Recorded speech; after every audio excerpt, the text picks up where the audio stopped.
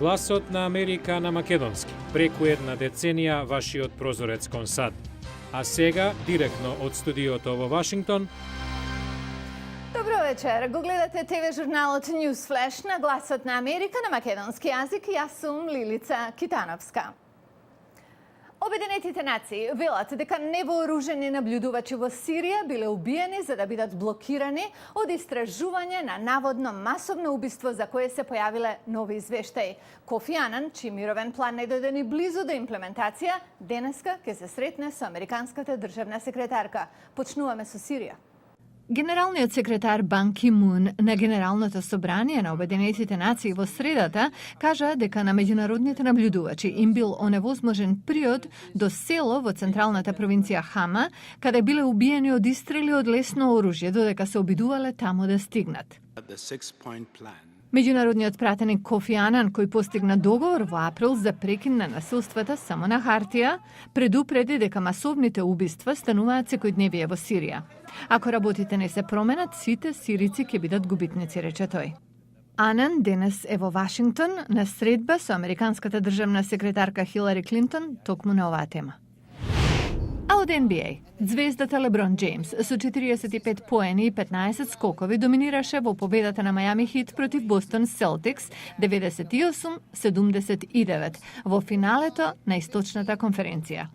Серијата најдобар од 7 е изедначена 3:3. Следниот одлучувачки меч се игра во Мајами в сабота. Победникот од овој дуел во финалето на NBA ќе игра со Оклахома Тандерс, која пак во финалната серија на западната конференција ги порази Сан Антонио Спрс со 4:2. Нервозата околу финансиската криза на Шпанија малку попушти откако Мадрид собра околу 2,62 милиарди долари од продажба на обврзници, иако со голема каматна стапка. Но како што ќе видиме од извештајот од Париз, еврозоната се соочува со нови загрижувачки знаци, вклучувајќи го и порастот на невработеност во Франција. Успешната продажба на обврзници покажа дека Мадрид се уште може да го најде патот до кредитните пазари. Но високите каматни стапки го потенцираат стравот кај инвеститорите за проблематичниот банкарски сектор на земјата. Сепак, европските лидери изгледа дека се близу до договор за спасување на шпанските банки. Аналитичарите веруваат оти тој ќе биде склучен за неколку дена, иако деталите можеби нема да бидат соопштени до подоцна месецов. Како позитивен развој се смета тоа што нема несогласување околу фактот дека помошта е потребна. Дискусија, особено меѓу Париз и Берлин, според индикациите се очекува само за сумата, а не и за употребата на парите. Германија, најголемата европска економија, најверојатно ќе сака поставување на ригорозни услови, а Франција ќе бара пошироко реструктурирање на европскиот банкарски систем. Шпанија не бара помош од Европската унија. Шпанците сакаат да го избегнат сценариото за Грција, Португалија и Ирска. Мадрид е во подобра ситуација затоа што е четврта најголема економија во еврозоната и нејзин колапс би ја уништил 17 члената монетарна унија. Но со Шпанија не завршува загриженоста на Европа. Лоши вести дојдоа од Франција, втората најголема економија во Европа. Новообјавени податоци покажуваат невработеност од 10%, што е највисоко ниво за последните 12 години. Кај аналитичарите исто така превладува мислењето дека новоизбраниот претседател Франсуа Оланд, кој промовираше растеж како клучно решение за европските проблеми, има простор за дишење. Франција навистина има неколку прашања од домашната политика со кои треба да се справи, но доколку Оланд позитивно придонесе во решавањето на европската криза, може да купи малку време пред да почне да спроведува важни структурни реформи во Франција. За Шпанија, следниот клучен тест може да дојде уште во понеделник, кога Меѓународниот монетарен фонд ќе го објави извештајот и независното преиспитување на нивниот банкарски сектор. Се поголем број клубови за фитнес и здравје во Соединетите Американски држави, па и во светот, нудат вежби што овозможуваат луѓето да ги прават своите тела пофлексибилни и посилни, додека висат превртени во воздух. Тоа се вика антигравитациона јога. А како изгледа час во студио каде тоа се прави, веднаш ќе видите. Ова е во Лос Анџелес. На прв поглед, повеќе личи на акробација отколку на јога. Кога за прв пат видов како луѓе висат превртени надолу и тоа го нарекуваат јога, мислев дека се луди. Но се покажа многу забавно и само да се лулаш во таа положба е како играње.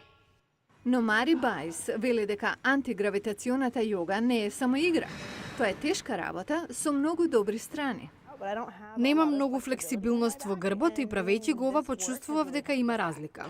Хедер Блер е една од инструкторите. Таа вели дека висењето надолу му помага на телото на начин што обична јога не може. Кај вас всушност се случува декомпресија на рбетот. Кога висите надолу, пршлените се отвараат и просторот меѓу нив се шири природно и без напор. Крис Мерханс практикувал традиционална јога. Ова е негов прв час на антигравитациона јога. Сакам да ми се подобри флексибилност. Машко сум, трчам и задниот горен дел на нозете ми е многу стегнат. Инструкторката Блер вака ја опишува активноста.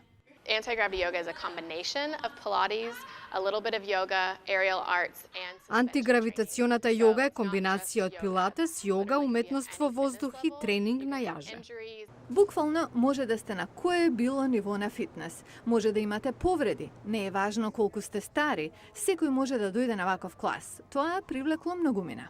Јас ја креирав за да може и мајка ми да ја прави.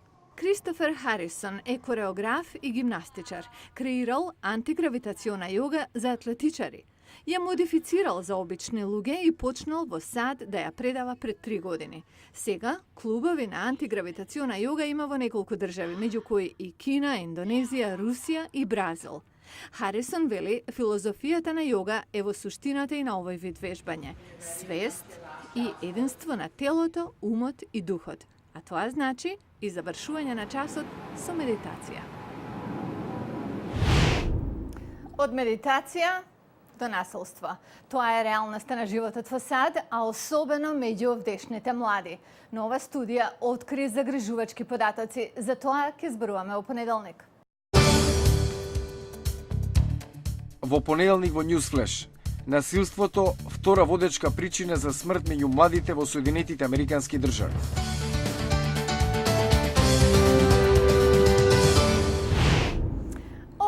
Се за денеска. Јас сум Лилица Китановска, а вие го гледавте Newsflash на Гласот на Америка.